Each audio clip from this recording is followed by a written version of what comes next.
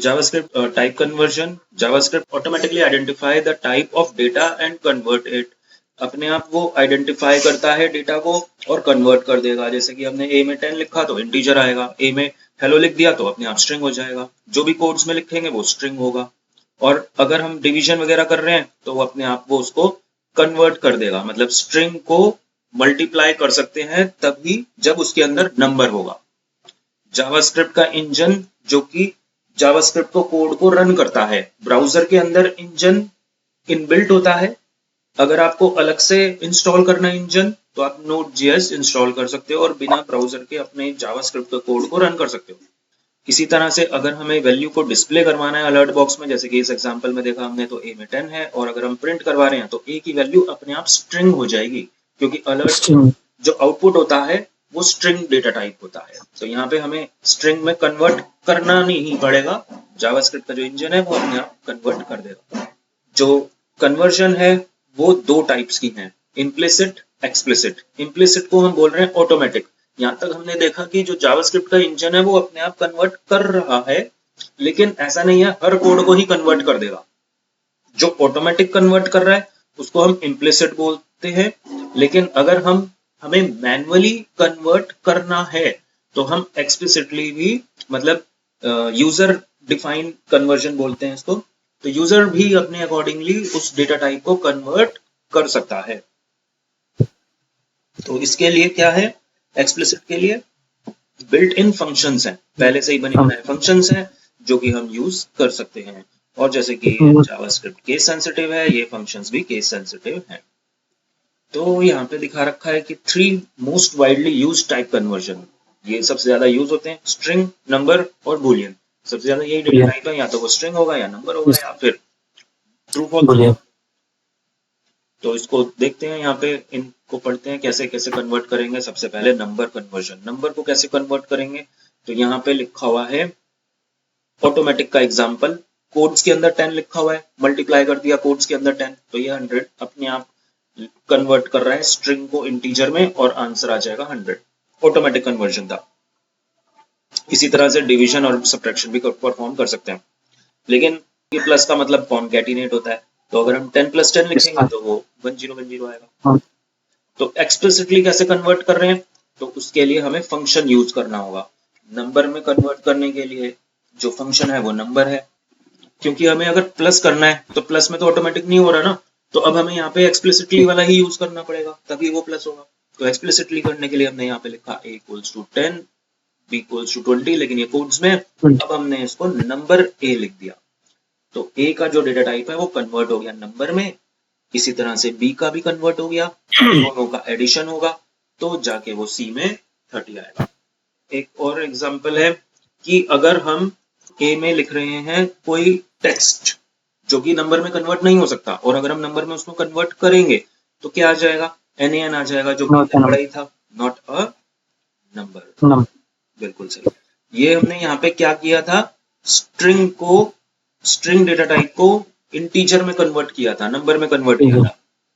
इसी तरह से अगर हमें बूलियन को यानी कि ट्रू फॉल्स को कन्वर्ट करना है नंबर में तो वो भी कर सकते हैं। तो उसके लिए भी नंबर ही लिखा आएगा, लेकिन ट्रू का मतलब होता है 1, फॉल्स का मतलब 0 होता है। तो अगर हमने यहाँ पे ट्रू लिखा है तो यहाँ पे इसके अंदर 1 आ जाएगा और फॉल्स में कर रहे हैं। स्ट्रिंग में कन्वर्ट कैसे करेंगे, अगर हमारे पास नंबर है और उसको हमें स्ट्रिंग में करना है, या कोई और डेटा टाइप है उसको स्ट्रिंग के अंदर कन्वर्ट करना है, तो यहाँ पे स्ट्रिंग लिखते हैं। नंबर में कन्वर्ट करना है तो नंबर, स्ट्रिंग में कन्वर्ट करना है तो स्ट्रिंग। ए में 10 है जो कि नंबर है, लेकिन हमने यहाँ पे स्ट्रिंग में कन्वर्ट कर दिया, ए को भी और बी को भी, तो इसका सी का आंसर क्या आ गया, सी का आंसर 1020 आ गया। क्यों, क्योंकि ये कॉन्कैटिनेट हुआ है। बूलियन वैल्यू ऐसा करते हैं, खुद से ट्राई करके देखते हैं। ठीक है, तो यहाँ पे हमने स्ट्रिंग बूलियन के नाम से एक फाइल बनाई है, इसके अंदर स्क्रिप्ट लिखते हैं और इसमें मेरे को एक वेरिएबल लेना है, लेट a = ट्रू। एक वेरिएबल लिया जिसके अंदर वैल्यू क्या है, बूलियन वैल्यू हमने स्टोर कर दी। ठीक है, और अब मुझे इसको कन्वर्ट करना है स्ट्रिंग के अंदर। तो क्या लिखेंगे, स्ट्रिंग a, स्ट्रिंग का जो s है वो कैपिटल है, इसको प्रिंट करवा के देखेंगे कि b में क्या आएगा। नहीं, 1 तो तब आता जब हम उसको नंबर में कन्वर्ट करते। तो यहाँ पे मैंने जैसे देखा इसको तो ट्रू आ रहा है इस कोड का, यानी कि स्ट्रिंग में कन्वर्ट कर रहे हैं तो वो ट्रू ही रहेगा। चेक करते हैं यहाँ पे ये स्ट्रिंग में कन्वर्ट हुआ है या नहीं हुआ। ऐसा लिखता हूँ a प्लस ए, मतलब मैं बूलियन वैल्यू को प्लस करना चाह रहा हूँ, तो देखते हैं इसका आउटपुट क्या आएगा। तो जैसे ही मैंने देखा तो ये ट्रू टू आ गया यहाँ पे। ट्रू का मतलब हमें पढ़ा था कि 1 है, तो यहाँ पे 1 a प्लस ए 2 दिखा दिया इसने। b प्लस बी, तो क्या आएगा, तो क्योंकि वो स्ट्रिंग है, अगर वो बूलियन है, ये जो 2 आया है ये बूलियन के केस में आया है,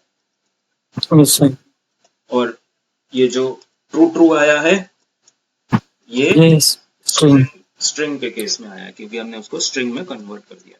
स्ट्रिंग को बूलियन में कैसे कन्वर्ट करेंगे, नंबर टू बूलियन, इसको कर देते हैं comment, let a equals to 1, और यहाँ पे मैंने लिखा let b equals to, Boolean के लिए क्या आएगा, बूलियन ही आएगा कन्वर्ट करने के लिए, और a लिख दिया, तो a की वैल्यू कन्वर्ट हो जाएगी b के अंदर, और b को कंसोल डॉट लॉग करवाओ। तो बताओ कुछ आइडिया कि क्या प्रिंट होगा। तो सर ट्रू आएगा ना। तो जैसे ही हमने देखा तो यहाँ पे इसका आंसर आ रहा है ट्रू। तो ये हमारा आंसर ट्रू आ गया, क्योंकि 1 का मतलब हमने पढ़ा था ट्रू। अच्छा चलो अब हम इसको करते हैं कमेंट, कॉपी और पेस्ट, इसको करते हैं कमेंट को हटाते हैं, और यहाँ पे अब मैंने लिखा 0। 1 की जगह हम यहाँ पे 2 लिखते हैं तो क्या आएगा। तो वो एक नया क्वेश्चन है, वो भी देखते हैं, लेकिन इसका आंसर बहुत आसान है, जो फॉल्स है, इसका तो भाई फॉल्स आ जाएगा। फॉल्स है। चलो ये तो सबको पता ही है, लेकिन एक जो लॉजिक का क्वेश्चन है वो ये है कि अगर हम कोई और वैल्यू लिखते हैं, क्योंकि ये तो ए तो नंबर है, तो नंबर में तो कोई भी डेटा टाइप की वैल्यू आ सकती है, तो यहाँ पे मैं जरूरी थोड़ी ना 1 लिखूं, 2 भी लिख सकता हूँ या कोई और बड़ा नंबर भी लिख सकता हूँ।